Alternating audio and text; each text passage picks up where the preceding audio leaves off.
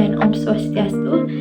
Perkenalkan, nama saya Nadita Fitria Oktaviania Bantiang dengan NIM A121251024, dan di sini saya akan membuat video resume mengenai pembahasan dari kelompok 1, yaitu materi tentang Pancasila sebagai sistem filsafat. Baiklah, langsung saja pada materi yang pertama, yaitu Pancasila sebagai sistem filsafat. Sebagai sistem filsafat berarti kelima sila tersebut merupakan satu kesatuan yang utuh, organis, dan hierarkis, yang tidak dapat dipisahkan atau ditukar balikan. Sebagai sebuah sistem, ia memiliki fungsi untuk memberikan jawaban atas pertanyaan-pertanyaan yang mendasar mengenai eksistensi manusia dan bangsa Indonesia itu sendiri, di mana setiap silanya saling mengkualifikasi dan menjiwai satu sama lainnya. Baiklah, langsung saja ke materi yang kedua, yaitu Pancasila sebagai jati diri bangsa. Pancasila sebagai jati diri merupakan kristalisasi dari nilai-nilai luhur yang digali dari kepribadian, kebudayaan, serta regionalitas masyarakat Nusantara yang telah ada sejak lama. Hal ini menjadikan Pancasila bukan hanya sebagai pajangan, tetapi juga melainkan sebagai identitas hidup yang membedakan bangsa Indonesia dengan bangsa lainnya, menjadi jangkar moral yang menjaga karakter asli kita yang tengah diterus ombak modernisasi atau globalisasi. Baiklah, langsung saja ke materi yang kedua, yaitu Pancasila sebagai jati diri bangsa. Pancasila sebagai jati diri bangsa merupakan bentuk dari kristalisasi nilai luhur yang telah digali, seperti kepribadian, kebudayaan, serta regionalitas masyarakat Nusantara yang telah ada sejak lama. Hal ini menjadikan Pancasila bukan hanya sekedar pajangan semata, tetapi menjadikan Indonesia sebagai identitas hidup, menjadikan bangsa Indonesia sebagai bangsa yang berbeda, dan sekaligus menjadi jangkar moral yang menjaga karakter asli kita di tengah arus modernisasi serta globalisasi yang sangat pesat saat ini. Baiklah, langsung saja kita lanjut ke materi yang ketiga, yaitu susunan kesatuan sila Pancasila yang organis. Susunan sila Pancasila yang bersifat organis berarti setiap sila merupakan satu kesatuan yang tidak dapat dipisahkan, dan di mana masing-masing sila merupakan fungsi tertentu namun saling berhubungan erat dan ketergantungan layaknya organ dalam manusia.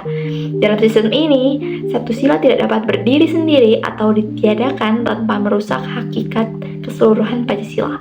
Jika satu bagian dihilangkan, maka bagian dari sistem tersebut akan lumpuh dan tidak bisa berjalan sesuai dengan hal yang diharapkan.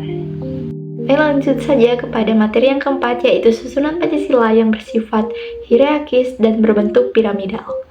Susunan Pancasila yang berbentuk hierarkis piramidal menunjukkan adanya urutan logis di mana sila pertama, ketuhanan yang Maha Esa, menjadi basis terluas dan menjiwai sila di atasnya. Dalam struktur ini, sila yang berada di bawah atau urutan awal menjadi landasan bagi sila yang ada di atasnya, sehingga di setiap sila berikutnya merupakan pengkhususan yang tetap berpijak pada nilai-nilai sebelumnya.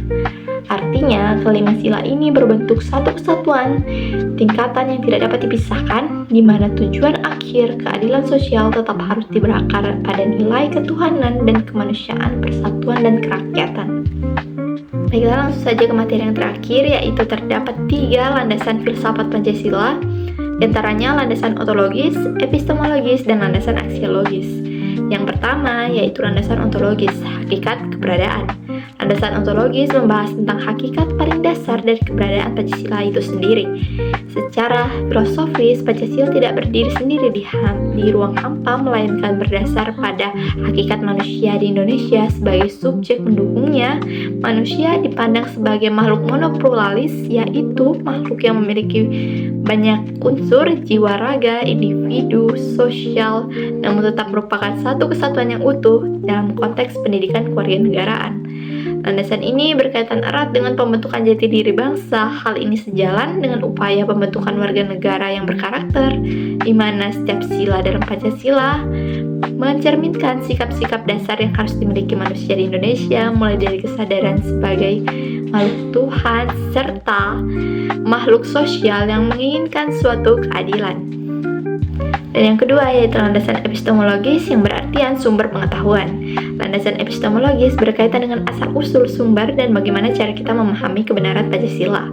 Pancasila merupakan suatu sistem pengetahuan yang tidak lahir dari pemikiran asing, melainkan digali dari nilai-nilai luhur, adat istiadat, serta kearifan lokal yang ada dan sudah hidup di tengah masyarakat Indonesia sejak lama.